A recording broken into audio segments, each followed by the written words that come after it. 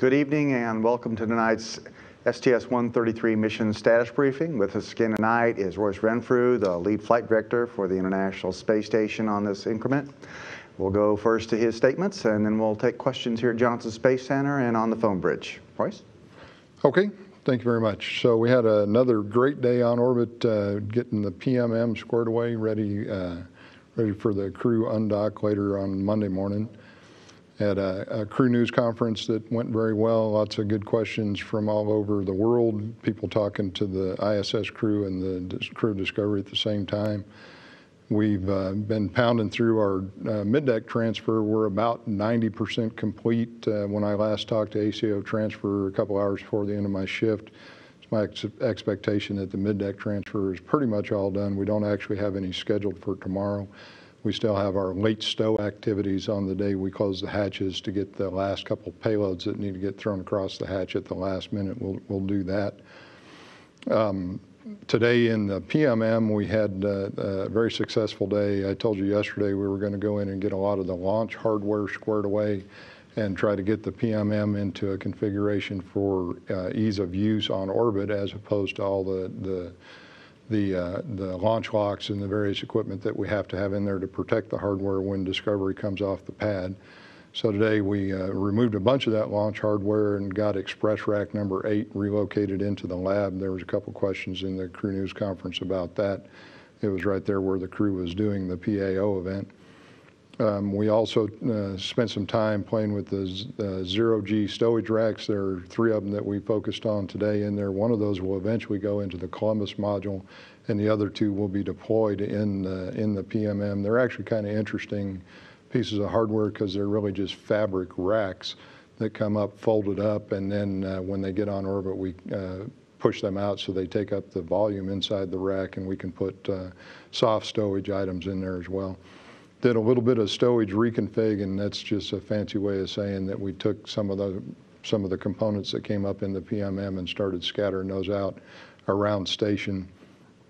So all in all, a great day in the PMM. I know you guys were watching the crew in there most of the day. We also spent some time in the airlock with Mr. Bowen and Mr. Drew, getting the airlock squared away and getting their EMUs ready to transfer back to Discovery when they come back home. Essentially putting all their tools back away and getting the airlock in a good config for nominal stage ops. The last tag up we had with the crew, we were essentially reporting that the tool stow was complete in the airlock. And they also did a little bit of work on a couple of conversations between the crew in the airlock and my EVA officer, troubleshooting Al Drew's WVS, his helmet lights that came off in EVA2. Had some questions about the way we installed those previous to coming out the hatch, so we're narrowing in on hopefully a solution as to why they came off and be able to prevent that from occurring in the future. Let's see, tomorrow is a very busy day again on orbit. We're going to do 3 major activities tomorrow.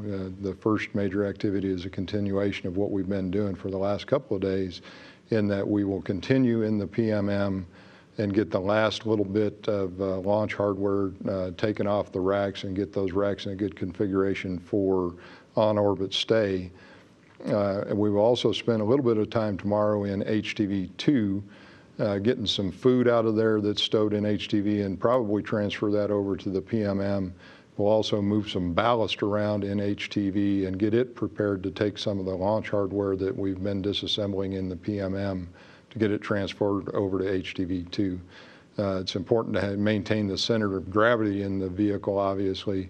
And when we release it, we want to make sure that the center of gravity is correct, and that'll require us to move some equipment around in HTV2 to get that ready to go. Second major activity that we'll be doing tomorrow, Commander Kelly will be in Node 3 installing what's termed a remediation kit into the oxygen generation system. That's part of our regenerative ecosystem. We take water that is produced on board ISS by taking condensation and crew urine, and we clean that up, and some of that water gets transferred over to the potable water system for the crew to drink.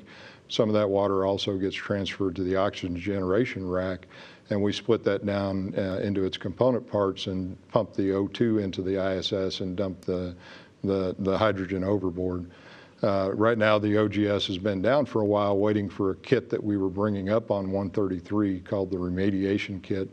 When we launched, originally we were going to install the remediation kit in the stage, but now that we've added a couple of days to the docked mission, we're going to take advantage of those couple of days to offload the stage activity, install that remediation kit tomorrow. Really, it's a filter that we're going to install in there, much like you might have a filter on your faucet in your home at home to clean out impurities in that water. And it also has some chemicals in there that we want to flow through the rack to reduce the pH balance in there and get it back down to where we want it to be, so we can start using that OGA again. And then the third major activity that we'll do tomorrow, we'll have Paulo and Mike Barrett working on the lab carbon dioxide removal assembly, or CDRA. During EVA 1, we actually had a failure in the lab CDRA, and we've narrowed that down to what's essentially a short in the heater beds of that CDRA. The carbon dioxide removal assembly essentially sucks atmospheric air into the CDRA, and then uses a heating process to bake out the carbon dioxide so we can clean the carbon dioxide from the air. So there are really just heater pads in there. One of those heater pads apparently has a short in it, and we're going to go in and operate on that particular heater pad tomorrow in that front CDRA bed. This is actually a good thing for Mike Barrett to do, because he did exactly the same activity during his increment. We had a very similar signature. We took a CDRA bed out, cut into it. Mike Barrett, the doctor, used some scalpels and whatnot to cut the insulation foam off that CDRA bed. And then we're going to spend a little bit of time figuring out which wire to cut by using a multimeter and testing all those wires. We'll eventually find the right one that's shorted. We'll go in and snip that and put that back into the lab CDRA and get that back up and running. Incidentally, my ECLS officer was the same ECLS officer that did this with Mike previously, so we've got the band back together here, and I was the flight director on console when Mike did that in his increment. So apparently having Mike on the vehicle with John Garr and myself on console was a bad thing to do, but we'll get all that squared away again tomorrow. Let's see, the HTV, just to forecast out there a little bit for folks, the HTV release on March 28th, after Discovery departs on Monday, we'll get HTV relocated back down to the Node 2 Nadir port on Thursday, March 10th, and we move that out a couple days with the extension of the mission. So we'll get that relocated, and then we'll, on the 28th, we'll release it from the Nadir port. The question I had yesterday about when we were going to get Robonaut out. So after Discovery undocks on Monday, and then we're going to relocate HTV on Thursday of that week, we're going to give the crew a couple days off in between there because we've been working them really hard. So we won't get Robonaut out until after we relocate HTV down to the Nadir port on the 10th. And we'll get that done between the 10th and the 28th when we're going to release HTV. And that's really all I have. Okay. Thanks, Royce. We'll start here at the Johnson Space Center with any questions that you might have. Mark? Mark Carreau for Aviation Week. I just wanted to follow up on the OGA work. So has it been sporadically operational, and this puts it back in the fold, or how long has it been disabled, or whatever the state is now? Okay. We've been looking at a lot of the data off of that, and we actually haven't had OGA up and running for, I don't remember when we turned it off. We partially use it and operated in a not full capacity whenever we needed some O2 on ISS, but we've been waiting literally for this remediation kit to arrive on 133. So we want to get those chemicals into the system, get the pH balance squared away, and get that filter in the system before we power it back up. So we haven't really been using it. We really don't need it. ATV brought up a bunch of O2 for us in its tanks, and we've transferred a bunch of O2 over from Discovery to the ISS tank. So we really haven't needed to use the OGA up to this point, but we want to get that squared away so we can make our own O2 rather than having to use those consumables that have come up in the visiting vehicles. So hopefully we'll get that all taken care of tomorrow. And just to follow up on the CDRA bed in the lab, so does this bring up, I'm not very I'm trying to remember whether there's 2 beds in that one too, and 1 bed's been working, so this makes it fully functional, or can you just clarify that, please? Thanks. Sure. All of the Cedars have 2 beds, and the one in the lab, we just turned off it has 2 power switches upstream of the 2 strings of heaters in both beds, so that we saw a short on one side and we went ahead and unpowered that side. So the lab Cedar is still running, but it's only running with one side of its heaters active right now. And after we take the bed out and find that short, clip that wire, we'll be able to put it back in and activate both strings of the heater power, so we'll get a little more efficient unit out of it. Okay. Philip, and then come forward to Rob. Philip Sloss with NASASpaceflight.com. I may have misheard this, but I thought I heard over the commentary that the Zvezda went down. Could you just provide a quick status and what's the go forward plan from here on that? Yes, right at the end of my shift, Mr. Edelin had come in with his Orbit 3 team, and we were handing over my RIO officer reported to me that Zvezda went down. Talking to my SRP over in Moscow, they've decided not to do anything with it this evening, and then they'll talk to the crew in the morning and take a look at that and see if they can get that back up and running. Thanks. And a question on the O2 transfer from the orbiter to the station. How close to full will you get with the O2 transfer on this mission? The ISS tanks will essentially be full.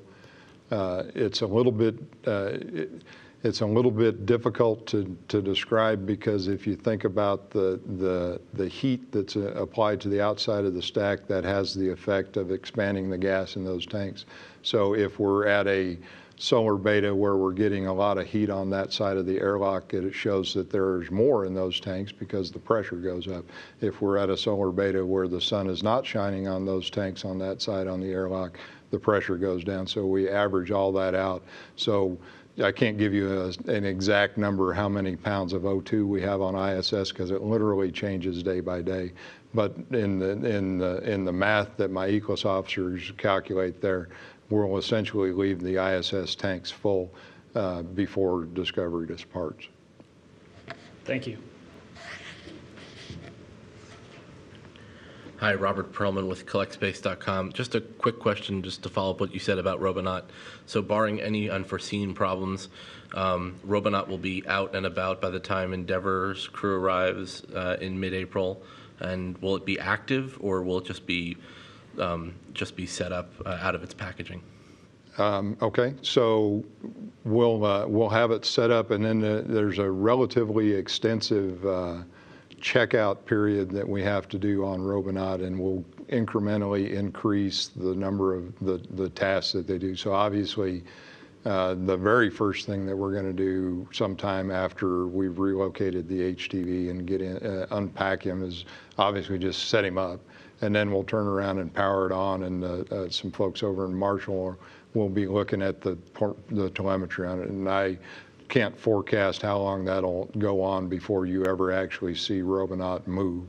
But obviously, we'll spend a lot of time just checking out the system and see how it behaved after the forces that we put on the Robonaut when we launched the vehicle. So they'll spend a lot of time checking it out, and then sometime in the future, we'll start incrementally increasing the activities that Robonaut does. He actually has a breadboard that he plays with where we command it from the ground for him to do things like take something out of a specific socket and then move and then put it back in. And then as we increase those technical difficulty of stuff that he'll do, he'll start behaving more like you would expect a human to move. But that'll be a long way down the road. Just to follow up what you just said, are all his commands going to be ground driven, or at first, or is the crew going to be able to use him much like they use spheres on orbit? Right. The crew actually has capability of operating Robonaut from on board. The first stuff that we're going to do there, obviously, one of the resources that we always track is crew time. So we want to do all of our initial checkout just to make sure that Robonaut is ready to go. We'll do the majority of that from the ground, and then if we need the crew to help us do one or two things, turn a bolt here or check a circuit there, that we'll get them involved in that. But the majority of the work that we'll do to begin with will be commanded from the ground. Okay. I think we had a question over here. Thanks. Pete Spots with the Christian Science Monitors. A couple of quick ones. One, could you just sort of recap a bit the problems with the oxygen generator that these repairs are aimed to solve? And the second one is just quick. If this repositioning of Robonaut or unpacking Robonaut after you move the HTV, does that represent any sort of acceleration of the timetable, or is that basically how you scripted it all along? Let's see, question one. One of the things that we're bringing home on 133 is what's called a hydrogen dome. That's part of the OGA system that failed previously. In the PMM, we flew up the packing for the hydrogen dome, and the crew relocated that relocated that packing out of the PMM to Discovery's middeck and took the failed hydrogen dome and put that in Discovery's middeck as well. So that's the piece of hardware that failed originally, and that was due to what we think is the chemical imbalance in the water that's going through that hydrogen dome. So the remediation kit and we had a spare one on board and we installed that, but we've been not operating at the OGA at maximum capacity because we think the chemicals in the OGA itself need to be adjusted, which is what the remediation kit is going to do. So what we didn't want to do is fail our other hydrogen dome that's currently installed. So we're bringing one home, and we'll look at it when we get it on the ground. We'll install the remediation kit tomorrow, and that should square away the chemical imbalance. And as I said, it's kind of a little filter itself to make sure there are no impurities in that water going in there. And we'll fire it up hopefully tomorrow evening, and we'll start it back up and see how it's behaving. And then your second question about the period of time between unpacking Robonaut is whether or not that's accelerated. It's actually not. It's pretty much where we thought it was going to be. We want to get it done in the stage after it arrived, obviously, so we can start checking it out and make sure we can start operating it. If you think of the Robonaut, it's another science payload. So we have what's really a science payload on the vehicle that we want to get active as soon as we can so we can start using it. So doing it after 133 undocks and the HTV relocate.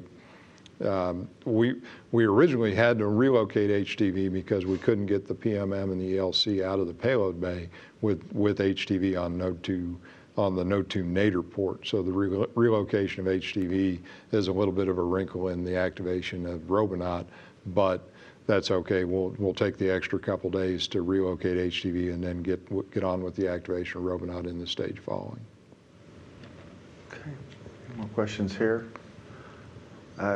Marcia Dunn on the phone bridge, do you have anything?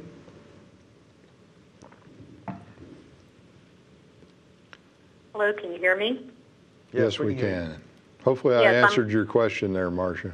Yes, you did. I'm on a cell phone, so I just wanted to make sure I heard properly that your best guess, unless the crew gets to it sooner, is to unblock Robonaut between the 10th and 28th of March. Did I hear correctly? That's correct. All right, thank you. We want to get the foam he's packed in HTV so we don't have to deal with it. So we need to get him unpacked prior to HTV release on the 28th. You know, Katie Coleman said earlier today that they might even try to hurry it up before that. Will they have time on their plate to even consider something like that? You mean during the docked mission? Yeah, or soon afterward. You know, we were struggling today. They were just doing so good today. We were staying one step ahead of them, and I usually like to be 10 steps ahead of them. So this crew is very fast, so I would not put it past them to be able to knock out everything we've given them to do and to maybe get into that earlier. But per the timeline, we're going to do it after we relocate HTV before we release it, so somewhere between the 10th and the 28th. Thank you very much. Yes, ma'am. Okay, any further questions here in Houston? Seeing none, well, thank you for being here this evening. A couple of programming notes. The crew sleep is going to start at just a few minutes at 5:53, and then the Discovery crew will go to sleep at 6:23. And then tonight's flight day highlights are being pushed back by an hour to let us get the best video in there, and they'll be beginning at 8 p.m. Central Time. And then overnight at 12:45 a.m. we'll have our International Space Station Flight Director update. With that, we'll close out our briefing. Thanks again for being here.